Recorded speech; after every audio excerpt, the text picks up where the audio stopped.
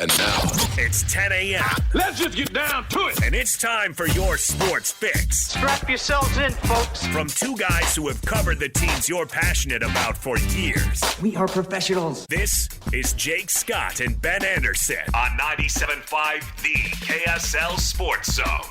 Jake and Ben, 97.5 The KSL Sports Zone. Jake Scott, Ben Anderson. No, Ben, today, I teased a very special guest. Patrick Kinahan. Here he is. Sticking around for a segment. Ben went on a road trip. We don't know if he hitchhiked or whatever because he doesn't have a car. Did you ever hitchhike? No. I did. How'd it go? I hitchhiked many times. The most I ever hitchhiked was 120 miles. That's a lot. That's several, what, like 2 hours? Yes, basically. But it was one ride. I was going to NAU, and I needed to go home for a weekend, and I didn't have a car. So you hitched? So I got out on I-17. A friend of mine took me out there, and I stood out there, and guy picked me up, and where my parents live, the house I grew up, I-17 goes, from Flagstaff straight down, and my parents lived less than a mile off I-17. Oh, so it worked out well. So just dropped me off. Yeah. And I used to hitchhike to and from ASU in the summers. I didn't have a car. I could go, and I was taking summer school, and you had to go to the campus, and I lived on the other side of town, 45 minutes away. And I had a friend who had classes, but she was there all day. She would take me, and then I would hitch for 5-week summer school class. Yeah. Yeah. And my brother-in-law's brother, I was always the young one because they were way older, and they hitchhiked, so I did. And one time, he's from New Jersey, but came out to Phoenix, and he was going to hitchhike back east. It's a long way. I know. We went out to I-10. First, he wanted to go to California, and we dropped him off, and we thought nothing of it.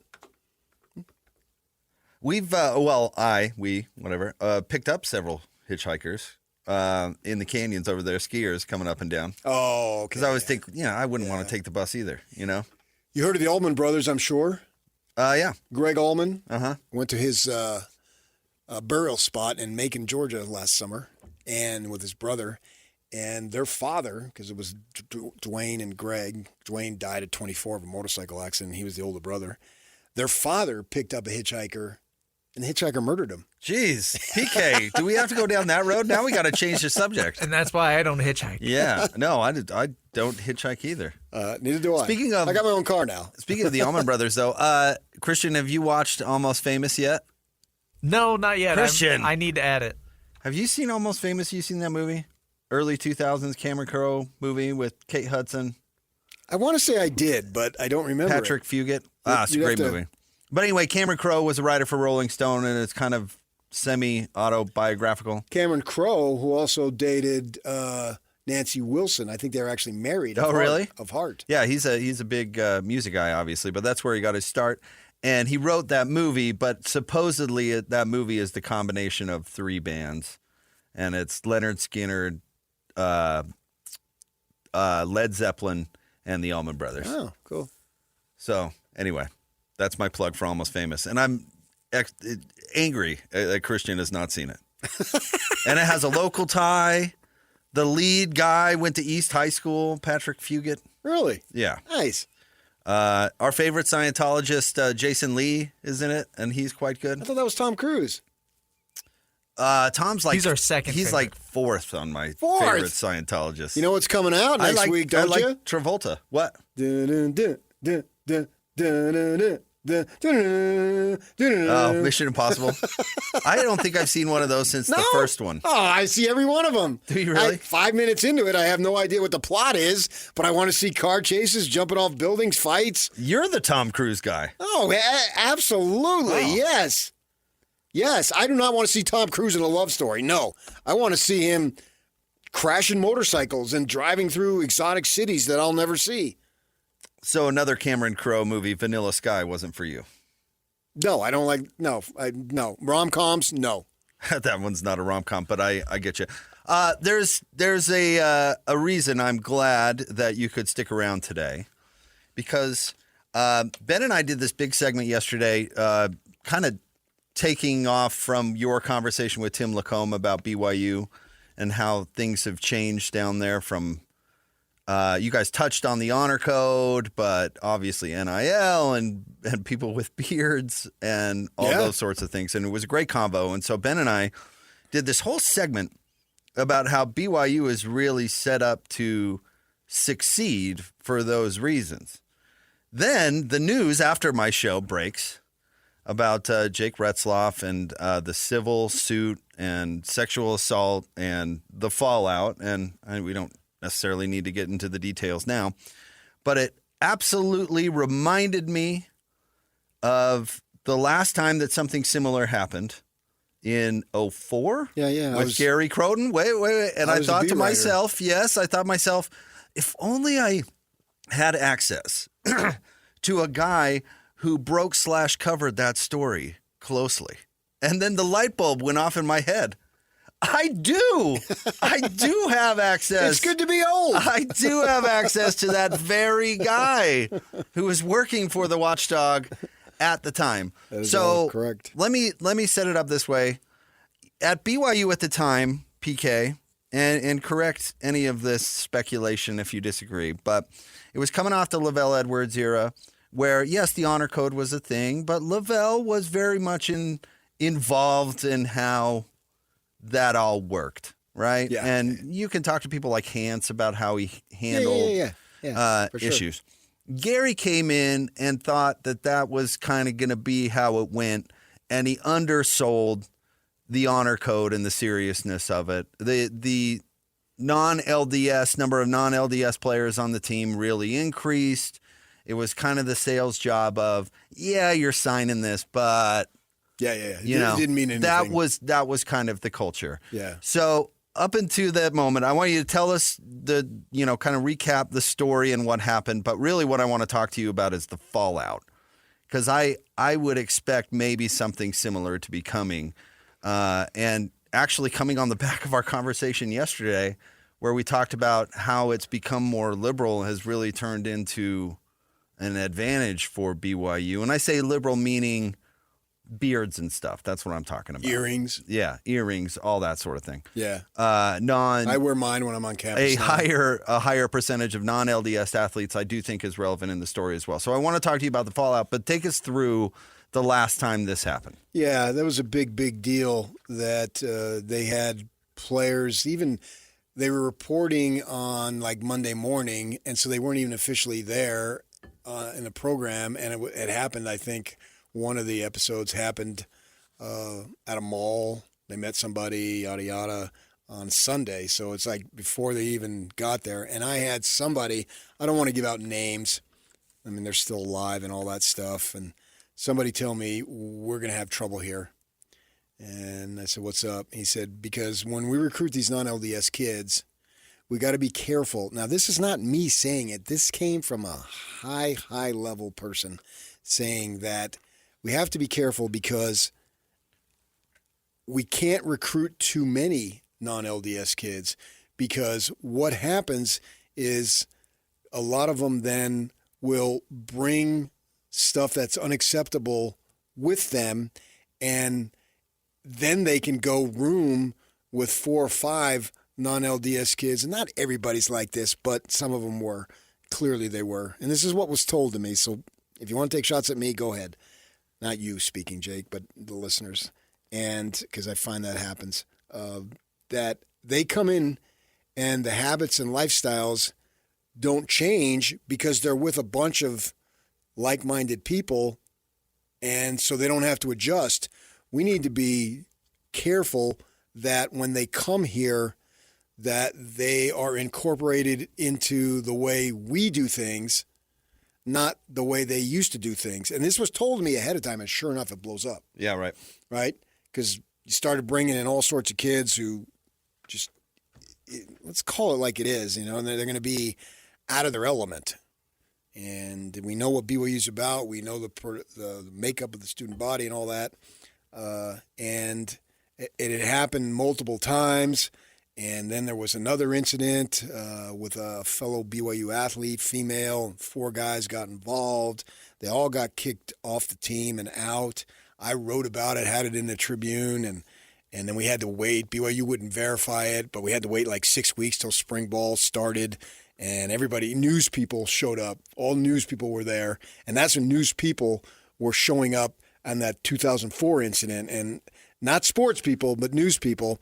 And the fallout was enormous. I mean, jobs were lost. Well, Gary's job himself, and it correlated with some losing.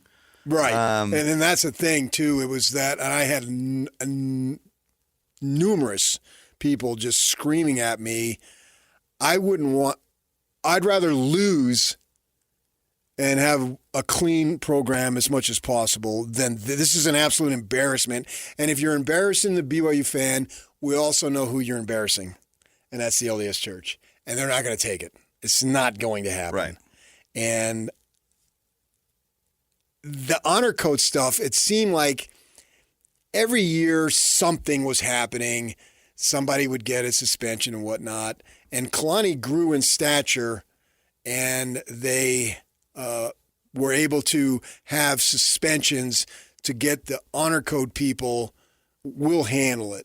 Yeah. Because it's a real different thing. If you're a member of the LDS Church and you have something that is askew, you go to your ecclesiastical leader. You don't go to somebody else. And the ecclesiastical leaders, they handle it as opposed to some body of officials over here. So it's sort of out of whack in which the way the faith believes it and where the faith deals with so-called transgressions. And I know they had some people who tested positive for marijuana. Boom, they didn't play. Yeah. They handled it. I mean, I'm not equating that to the Retzlaff deal. And I want to No. I think everybody understands. Yeah. We're talking more broadly, not specifically about this. So case. if it can be handled, handle it. Now this thing over here, I don't know. Somebody told me, said, "Oh man, it's a tough week for Brian Santiago, his first week on a job." I said, "Yeah, I think this is going to be higher." Yeah. Well, see, now let's talk about the fallout a little bit because I think that is very much relevant to Sure, no question. I agree 100%. This situation because they fire Croton, and I'm not saying Kalani should be. I'm not saying any of that, but they fire Croton. I think it's important to note who they hired, Bronco Mendenhall. But I think it's even more important to understand the mission that he was given when he was hired. And people got on Bronco for being kind of goofy, but that was the character incorporating religion. That was the character he created because that was the mission that was he the was assignment. given. That was the assignment. Yes. And it specifically went from the honor code is to we sell the honor code. Yeah. That is part of our recruiting pitch is the honor code. It was like night and day, and the program, the narrative, I hate that word, but Me too. the vibe of the program or the agenda of the program significantly changed. Yeah. Significantly changed. Bronco was an unbelievably incredible hire because he was told first and foremost, clean it up. Oh, and by the way, you got to win. And he did both. Yeah. He really did. He was quirky. He still is. But I always thought it was a misnomer to get on him for bringing in the religion because he was told by the leaders of the church at the highest levels, this is what you must do. Yep. If you take this job, this is a requirement.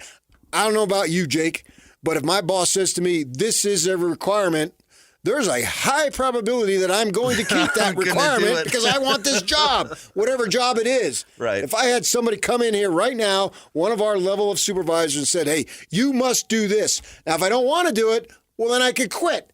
But if I want the job and I think it's the right thing, I'm going to do it. Yep. If it's a requirement. And Bronco was required to do it. He did and he did it. And then he went 6-6 that first year, and then he wins double-digit seasons the next 4 years. Yep. He hit it out of the park. Because he went from Beck to Hall. Yeah. Yeah, it slumped a little bit as they went independent, but I think that was by virtue of independence. I agree. And the other guys over there in the Pac-12 up the street, that's not a fair fight. So I think Kalani is still the right man for the job. I don't have any question on that. And I think they've done a good job of doing it and explaining it. And I'm not saying that the honor code has been kept 1,000% because I don't think that's true, but they've handled it in a way that needed to be handled. Used to be you could call up the one, not at the sports information, but the higher level, and say, is player X being investigated for honor code? And they would say yes. Why? Oh, yeah. What was her name? Carrie Jenkins. Yeah, that's right. And don't do that. No.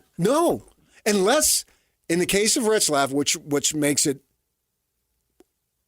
fair game, so to speak, once it crosses over into the law, then right, everything goes. Which makes this situation unique, and the one under Gary Croton unique, even though those 4 guys actually didn't do anything. You get law enforcement involved, then everything is public record, then anything that you get from law enforcement is open to reporting. Well, let's talk about the suspension via honor code thing for a second, because I think this is going to be relevant. Because you're right, how they've handled these sorts of issues has changed and has become more liberal. I don't think there's any ifs, ands, or buts. Listen to your segment with Tim yesterday. I mean, he's a guy who was there, was getting emails from people because of a 5 o'clock shadow on some of his, players to what we're seeing now, and the suspension as opposed to honor code violation. That might be something that might change. Instead of allowing the football team to just handle it internally, they're going to make the violation stiffer because they don't want this. They're going to blame it on we let up the rules for 10 minutes. But that's where you have to have trust in the leadership of the program. But they're going to be embarrassed by what's happening. No question. So if this is an isolated case, it's still extremely serious, 1,000%, and it needs to be dealt with in a serious, serious manner. At the same time, and then it will be, at the same time, if, how do I say this? If Johnny's on the football team and he's getting married to Mary and they have premarital sex 2 weeks before their marriage, is that an embarrassment to the university? Is that an embarrassment to the LDS Church? I don't think so. Yeah, I don't either. Right. So that's different than this situation over here. 1,000%. So that's why I'm keeping it broad. Judge them individually, and then it can't become chronic. I think they'll blame it on, this is what happened last time. This is what I wanted to talk to you. They'll blame it on the overall culture. And they'll say, we let up. No. We let up. We changed our recruiting. We changed all this stuff. And now it's blowing up in our face. And then revert back to it. I don't think so. Because that's where the credibility, Tom Homo had credibility. Now Brian Santiago will build his credibility as the leader of all the athletic department. And then Kalani Sitake, what's he going into his 10th year? He's built up credibility as far as what he's trying to do with the football program, because you're always going to have this to one degree or another. And Croton didn't have it. Didn't have the credibility. It was out the window. I agree with that, but I worry because I think BYU athletics is headed in an unbelievably positive direction. Maybe they've never seen this kind of positive momentum before. So, maybe there is something to that. But I would think that the PR people BYU, but extension, the church, had one heck of a day yesterday. You know what I mean? It was awful. I'm sure they're furious. For everybody involved. And I'm sure their number one marching order is this can't happen. What caused this to happen? What it can't happen. Which is true. I'm not even. This thing here is not unique to BYU. If this story breaks anywhere in the country, it's a big massive deal. news. Yeah, absolutely. I totally agree. But BYU doesn't like the fact that it's them and not. No one would, but especially BYU. Especially BYU. And we built up Jake Retzlaff as this lovable. He's the Jewish quarterback. It was a fresh story. Blah. After he led the comeback against Utah, I think I tweeted out, he is the best Jewish quarterback to ever play for BYU. Trying to have fun with it. But this is there's nothing fun about this. This is absolutely serious, and it'll be dealt with in a serious manner. But I don't think it'll collapse the image of what BYU stands for or the LDS faith. Yeah.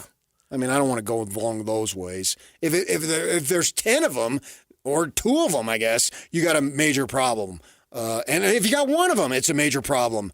But it also can be an isolated case that can be dealt with in a manner. And it's going to be dealt with because now you're in the legal realm.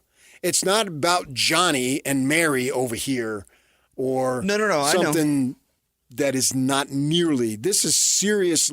Once law enforcement gets involved, you've got to take action, and they're going to have to do something here. Everyone will be watching now. I'm curious. That's the point. Everyone's going to be watching. So what do they do? Yeah. And we'll see. And they believe. I believe that they believe this. That winning isn't the most important thing. Well, you can't sweep this underneath anything. No. So it has to be dealt with. It has to be dealt with appropriately. And if appropriate is by some deemed harsh, then so be it. Yeah. But they are arguably the second biggest marketing arm of the Church of Jesus Christ of Latter-day Saints. I'm giving the nod to the Motab choir, which is called what now? I don't know. Well, that's got to be the most famous choir on the planet, right? Yeah, but I think I would argue that BYU football has a higher profile. Really? Well, that's because I'm not into the Mormon Tabernacle Choir, but I'm into sports, so that's my perspective. I could be totally wrong. Sung at presidential inauguration. And that's awesome. Yeah. The Tabernacle Choir at Temple Square. That's right. Oh, really? Yeah. Well, suppose it, but the presidential organization was not on Temple Square. That was a Tabernacle Choir at D.C. I guess that's a good point.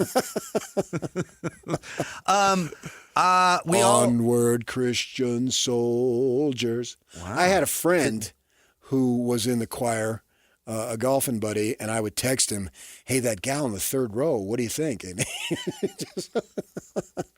who was it? And he told me that the choir, there was never any men went this way, women went that way. Have you ever? I know you got to get out of here, but have you ever talked to Lloyd about the day we had a new part-timer? Was this you, Christian? It might have been Christian. Did you bump the Motab choir off of KSL on Sunday morning? Yeah, that was me. It was Christian. The broadcast that's been consistently airing on KSL radio since probably what? Oh, like since the 20s? Inception of radio. Every week, same time. Yeah. KSL radio.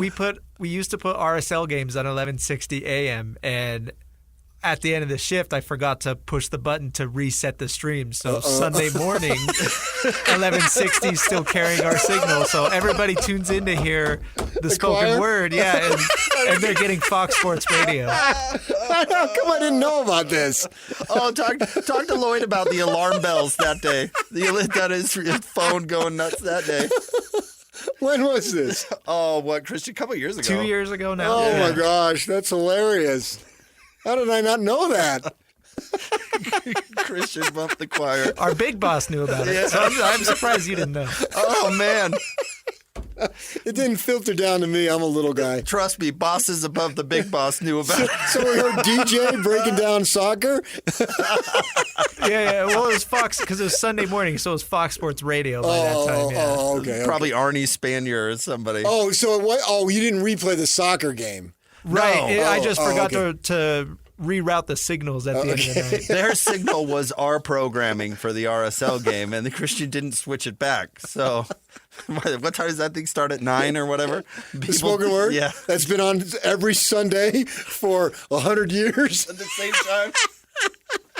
All right. Thank you, PK. Okay. More next. Top 3 stories. Jake and Ben, 97.5, the KSL Sports Zone. Ladies and gentlemen, may I present...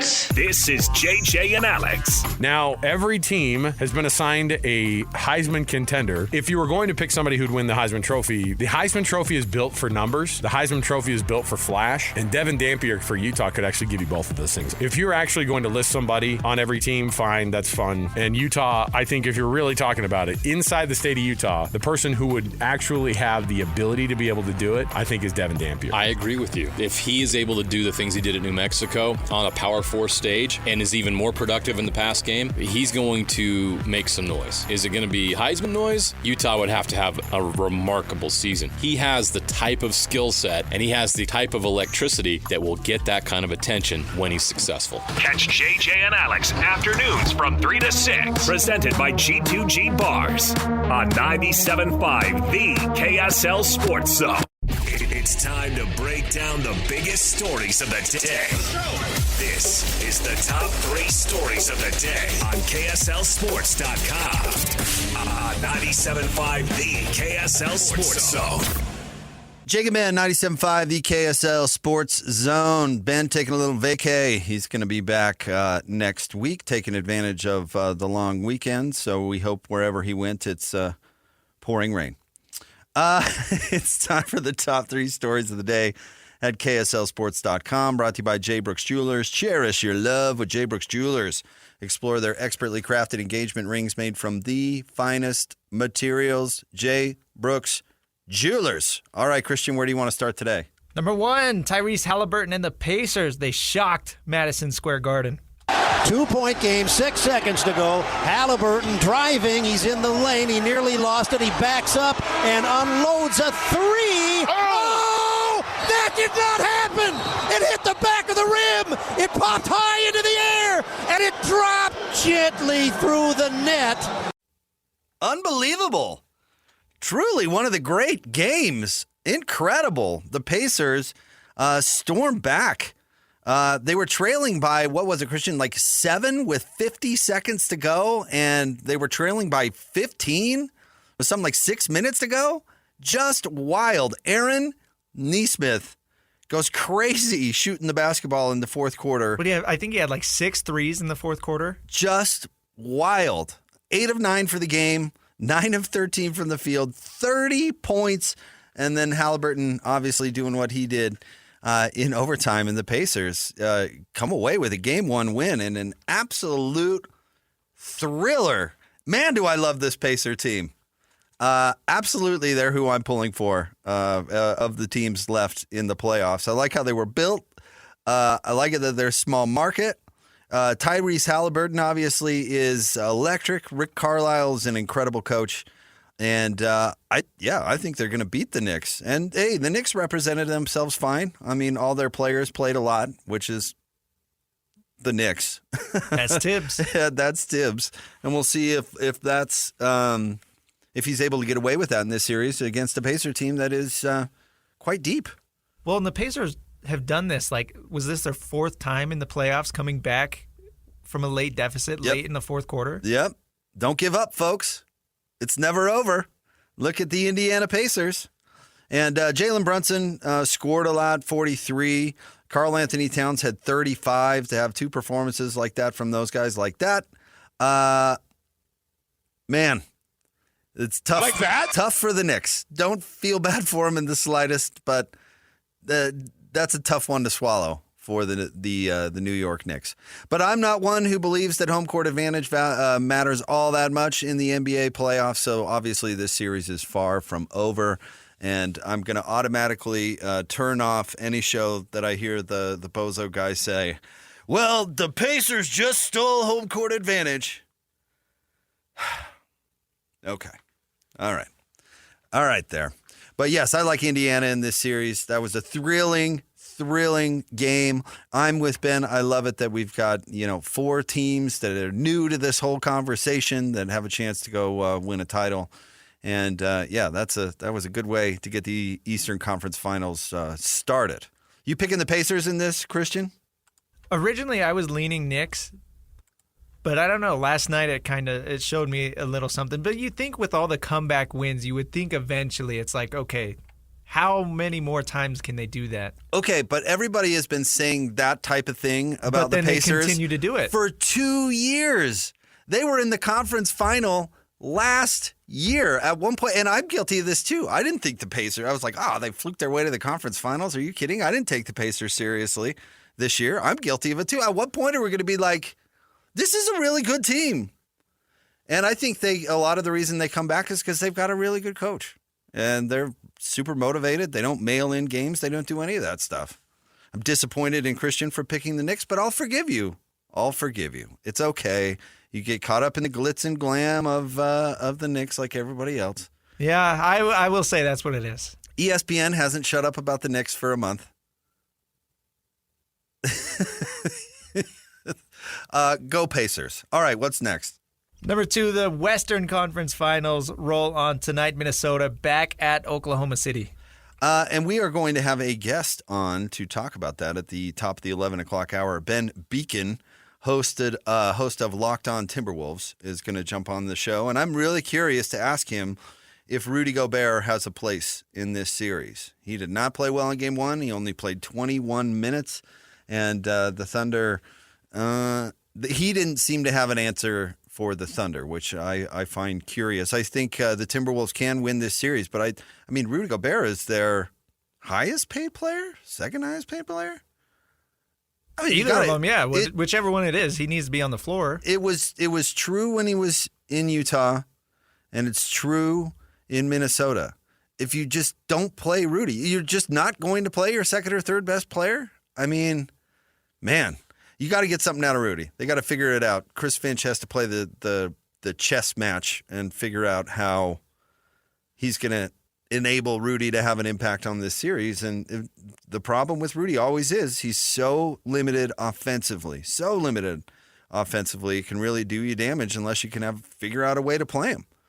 So I think, honestly, the Timberwolves' chances in this series rest in large part on how do you figure out a way to make Rudy Gobert effective and playable in this series. And I certainly don't know how somebody's going to do that. But, yeah, having Rudy play 21 ineffective minutes, I mean, that's relegating him to basically the Tony Bradley role, you know? I mean, I guess Tony probably didn't see the floor for 21 minutes, but that's what he is. If you can't use him, $43 million roster spot. You're going to let the other team neutralize your second or third best player and just make him unplayable? Man, I don't think the Timberwolves can win unless they figure that out. And Julius Randle has been really good, and that has turned into a much better fit than I thought it would. But they got to figure out a way to get Rudy involved. He's too important. Naz Reid is a terrible defensive player. You know, that other side of the floor is totally different when Rudy Gobert is not on it. Now, the Timberwolves are more equipped to handle that than the Jazz were because they've got better on-ball defenders. So Rudy isn't quite. I mean, remember Rudy with the Jazz and the Jazz in their game plan of, all right, you guards, you let your guy go by. That was their strategy. You let your guy beat you.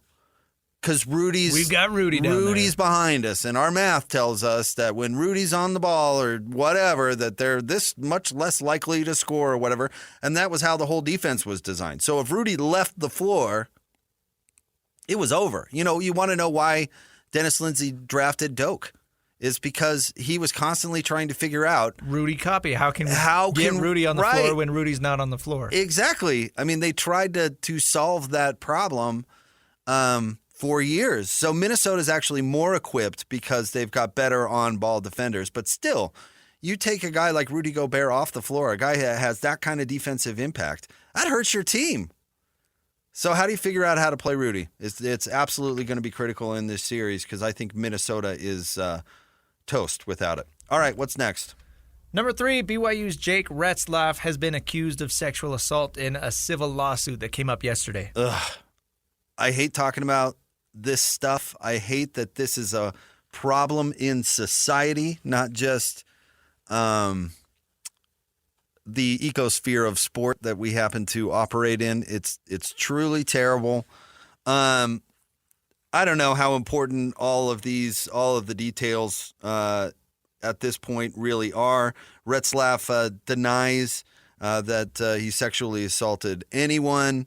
The Jane Doe says that she did go to police, but police, and this is according to the lawsuit. So, and I'm a big due process person, so don't. I'm not saying this. I guess is this is a fact, but that she went to the Provo police, and the police basically told her there's no point in filing because victims rarely see justice. And then, you know, obviously she decided that she was going to go civilly And the Provo Police Department basically said they didn't have any leads to pursue it, and is obviously saying that if new evidence comes to light, they're more than willing to prosecute this sort of thing. BYU issued a statement saying BYU became aware today that a civil lawsuit involving Jake Retzlaff had been filed this morning. The university takes any allegations very seriously, following all processes and guidelines mandated by Title IX. Due to federal and university privacy laws and practices for students, the university will not be able to provide additional content. Jake's attorney did say that he is going to focus on football for the foreseeable future, and I don't honestly know how that's possible. One thing that's going to be critical about this particular case, and we'll do this maybe coming up next, want to talk about the more broad view as opposed to, speculate about things that we don't know about. But whatever Retzlaff's defense is for this is going to be critical, in my opinion, for his ability to concentrate on football, at least at BYU. Because the honor code thing just adds a wrinkle that is not there at other schools. Right. So if his defense is, it was consensual. I hate talking about this stuff, but if his defense is it was consensual, well, still breaking the honor code. It's still breaking the honor code. In the story, which I don't really want to get into the details, but they both fell asleep at one point, and that would indicate to me drugs or alcohol are probably involved. I don't know that. Again, just speculation, but that is part of the story. And that would be an honor code violation. She was at his house after midnight, I would assume. I did not see the time in here. I could go back and look. But that's against the honor code. If his defense is this happened, but it was consent, consensual, which is usually the defense in these types of scenarios, well, that creates an additional problem for him at BYU. For the, particular BYU side of it. Now, if his defense is, I never met this woman, and she's just inventing it, I guess, or it's an extortion or shakedown or whatever, then that might be a different story. But I'm curious. I mean, at this point, I should probably I can let me find the. Regardless, I think the focusing on football aspect of it, more or less, even if it's not with BYU in particular, I would imagine that means with his position coach or whatever, he probably has a coach that he works with throughout the summer. So I would think that that's kind of what that means, because the BYU side of it is so uncertain right now. Yep. All right. We'll obviously this is the biggest story of the day, so we'll continue to go back and forth with it. Again, hate these shows because these topics are not why I got into sports radio. In fact, I don't know how people in the news business deal with this sort of thing on a daily basis. It's very difficult. But we'll obviously continue to get back to it. We will talk Western Conference Finals at the top of the 11 o'clock hour with Ben Beacon, host of Locked On Timberwolves. We'll ask him about the T-Wolves in the Western Conference Finals. It's all straight ahead here on Jake and Ben, 97.5, the KSL Sports Zone. This is DJ and PK. Former BYU coach Steve Cleveland. I've not seen AJ play. As I watched that 90-minute practice, Wright is going to be the point guard on this team. But you probably have a difficult time telling AJ that he's not going to handle the ball. He was playing the point guard. He's not a selfish player. He's very selfless. He hits the open man. He's got such size and length. Watching him initially, I thought he looked a lot like Paul George, but he's even got a better body. It took Paul probably 2 years to get a body like AJ already has. So it's obvious that he's going to have an impact immediately. This team's going to be really good. Houston, Texas Tech, BYU, Arizona, Ohio State, those are going to be the same teams that are going to show up. I'm excited about it, man. I think it's going to be a really, really good year. Catch DJ and PK mornings from 6 to 10 on 97.5, the KSL Sports Zone. Whether it's the Jazz, Utes, Cougars, or Aggies, these guys have got you covered. Time to eat, fellas. You're locked on to Jake Scott and Ben Anderson. 1, 2, 3, move it. On 97.5, the KSL Sports Zone.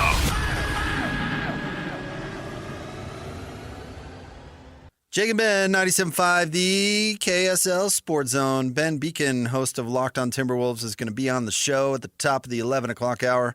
But right now, caller number 12, 801-575-ZONE. We're hooking you up a 4-pack of tickets to go see RSL take on Vancouver this Saturday at America First Field. Caller number 12, 801-575-ZONE.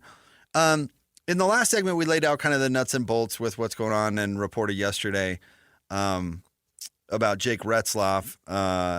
And I want to broaden out the topic a little bit because I think it's important to do so and reiterate again that I hate that as a part of sports radio, this topic is a topic, and we're talking about sexual assaults in college athletics. I hate it that it's a topic so often.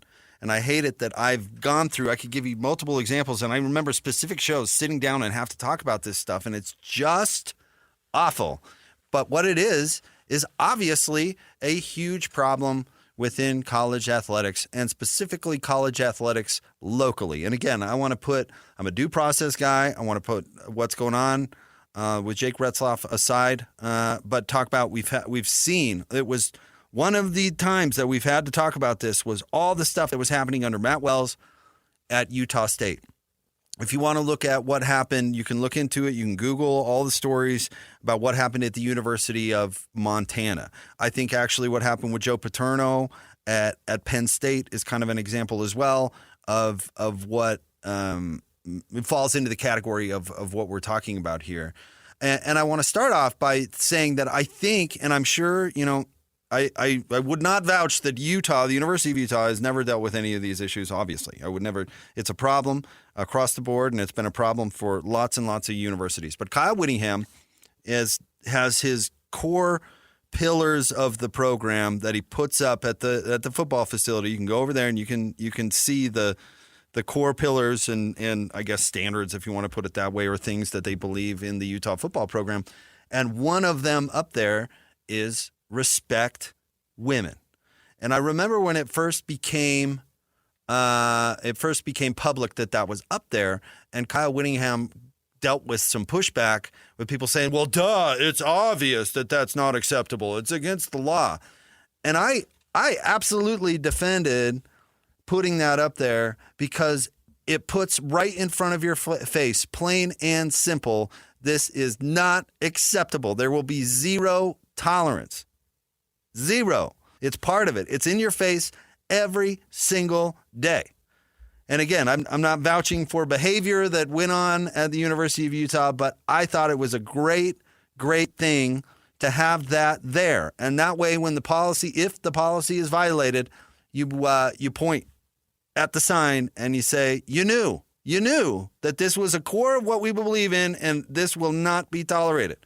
That sign should be on the wall of every football facility, every fraternity, it should be in everyone's face that this is something that will not be tolerated in, and I'm talking about organizations specifically, right? This is a zero tolerance thing. It's written on the dang wall, and then it's in everybody's head, hopefully, as they go out into the world. And as young people make mistakes, which they're off to do, that hopefully will not be one of them, because all this stuff is this topic in general. This is unacceptable. Unacceptable. And it's unfortunate that it's in the news again, and it needs to be. And I'm talking about all this problem at universities in general. It needs to be nipped in the bud, if that's even possible. But I can't believe that we still...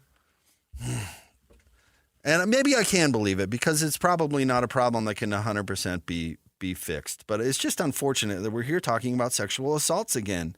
And, we'll see how BYU handles it. We'll see how the Provo police handled it. The big problem at the University of Montana when they had a spree of sexual assaults was the police were in on it. Not in on it, say they were participating, but they would not follow up. They would not pursue cases. They would release players. They would run cover. It was a problem. It was a big part of the story. I don't think that was necessarily a problem in Logan per se, although they had some weird behavior where they were making her walk by football practice and stuff to go to the counselor, like weird But as far as I know, the police weren't wrapped up in that one. But in other stories, I mentioned the Joe Paterno thing. Jerry Sandusky was able to operate for decades. I believe part of that would be that nobody wanted to look at, no police officer wanted to look into what's going on with Joe Paterno. He was the most powerful person on that campus in that town. You could argue he might have been the most powerful person in the state. And because Penn State football fans are so passionate, nobody wanted to look behind the curtain, right? Nobody wanted to say, man, the great Joe Paterno would let somebody operate like this under his nose for 20 years? Nobody wanted to even consider that because of their love of the sport, And I hope, everybody involved in this situation at BYU is handling it appropriately and has along the way. I hope so. But this is such terrible stuff. All right, let's talk basketball next. Ben Beacon is going to join us, host of Locked on Timberwolves. We'll talk to him about if the T-Wolves have a shot against the Oklahoma City Thunder. Stay tuned. It's Jake and Ben, 97.5, the KSL Sports Zone.